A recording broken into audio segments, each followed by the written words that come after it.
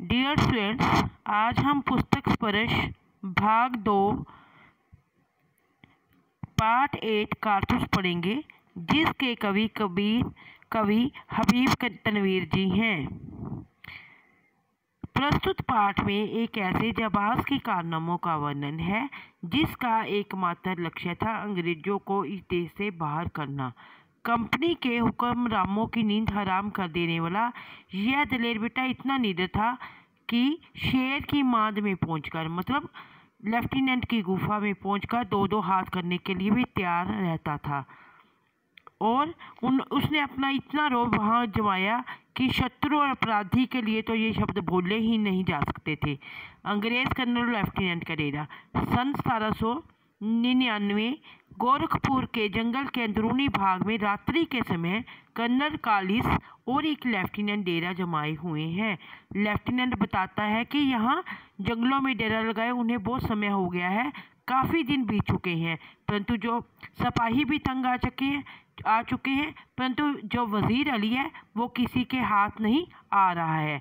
Colonel बताता है कि वजीर अली के कारनामे रॉबिन हुड की याद दिलाते हैं।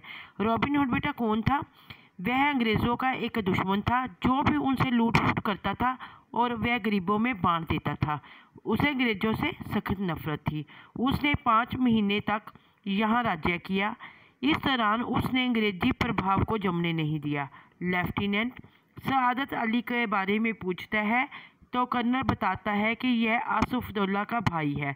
सआदत हमारा मित्र है, क्योंकि जो आसिफ-उद-दौला था उसका बेटे का नाम वजीर था।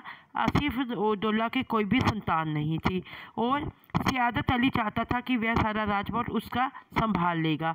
मगर जब वजीर अली का जन्म हुआ तो सआदत अली अंग्रेज़ों के साथ मिल गया था बेटा, और बहुत ही आराम पसंद आदमी था वो। उसने अपने आप आधी ज़मीन और 3 लाख रुपए अंग्रेजी सरकार को दे दिए थे। अब वह जो था वह भी मज़े कर रहा था और अंग्रेजी सरकार भी मज़े कर रही थी। अफ़गानिस्तान को हमले की दावत सबसे पहले टिप्पू सुल्तान ने दी थी, फिर वज़ीर अली ने। बाद में बंगाल के नवाब शम्स-उद-दौला ने भी उसे निमंत्रण भेजा। लेफ्टिनेंट ने बताया कि कंपनी के खिलाफ पूरे हिंदुस्तान में एक लहर दौड़ रही है। वो क्या लहर थी? कि अंग्रेज़ों को भारत से बाहर निकालना। कर्नल ने भी मरते हुए कहा कि इस लहर को रोकना बहुत ज़रूरी है। कंपनी के वकील की हत्या। कर्नल ने बताया कि वह सालों से पूरी फौज लेकर वज़ीर अली का पीछा कर रहा है, परंतु वज़ीर अली उसके हाथ नहीं आता। वह जाबाज है, मतलब जान की परवाह नहीं करता। उसने कंपनी के वकील की हत्या कर डाली थी। कंपनी ने वज़ीर अली को पद से हटाकर बनारस पहुंचा दिया था। उसके लिए 3 लाख रुपया सालाना वजीफ़ा तय किया गया। कुछ महीने बाद गवर्नर जनरल ने उसे कोलकाता बुलाया। इस पर वज़ीर अली ने बनारस में रहने वाले वकील की शिकायत की। वकील ने वज़ीर अली की एक न सुनी, उसे उल्टा ही उसे खरी खोटी सुना दी। वज़ीर अली ने खंजर होते बेटे चाकू की सहायता से उसकी हत्या कर दी। किसकी? वकील की। अपने साथियों सहित आजमगढ़ की तरफ भाग गया। आजमगढ़ के हुक्मरां ने उन्हें घाघरा पहुंचा दिया और अब उनका जो काफिला था जंगलों में भटक रहा था। भारत को स्वतंत्र कराने की योजना। कर्नल ने लेफ्टिनेंट को बताया कि वज़ीर अली किसी तरह नेपाल पहुंचना चाहता है। वहां वह अफ़गानी हमले का इंतज़ार कर अपनी शक्ति बढ़ाना चाहता है ताकि सआदत अली को उठाकर अवध पर कब्जा करे, फिर अंग्रेज़ों को हिंदुस्तान से बाहर निकाले। वज़ीर अली का अंग्रेजी छावनी में आना। कर्नल बताता है कि वज़ीर अली अभी नेपाल नहीं पहुंचा है। अंग्रेज़ों तथा सआदत अली खां को फौजें उनका पीछा कर रही हैं। तभी एक सिपाही आकर सूचना देता है कि दूर से किसी के आने की आवाज़, पैरों घोड़े के टापों की आवाज़ आ रही है। कर्नल अब सिपाहियों को सावधान होने के लिए कह देता है और आने वाले पर कड़ी नज़र रखने का आदेश देता है। तभी एक घुड़सवार वहाँ आता है। घुड़सवार कौन होता है बेटा? वज़ीर अली।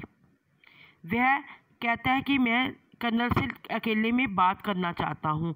तो कर्नल है वह उसको डेरे में ले जाते हैं और उससे कारण पूछती हैं। तो वह कहता है कि आपने यहाँ डेरा क्यों लगाया हुआ है। तो कर्नल बताता है कि हमने वज़ीर अली को पकड़ने के लिए यह डेरा यहाँ लगा रखा है। तो कर्नल उसे कहता है कि आप मुझे 10 कारतूस दें, मैं वज़ीर अली को ख़त्म कर दूँगा। जब कर्नल उसे 10 कारतूस दे देता है बेटा, तो उसके बाद क्या होता है कि जब वह पूछता है कि आप कौन हो, तो वह कारतूस तो पकड़ लेता है कर्नल से और जाते समय घोड़े पर सवार होकर कहता है कि मैं वज़ीर अली हूँ। और जो कर्नल होता है वह हक्का बक्का रह जाता है। फिर लेफ्टिनेंट अंदर आते हैं और पूछते हैं कि ये कौन था।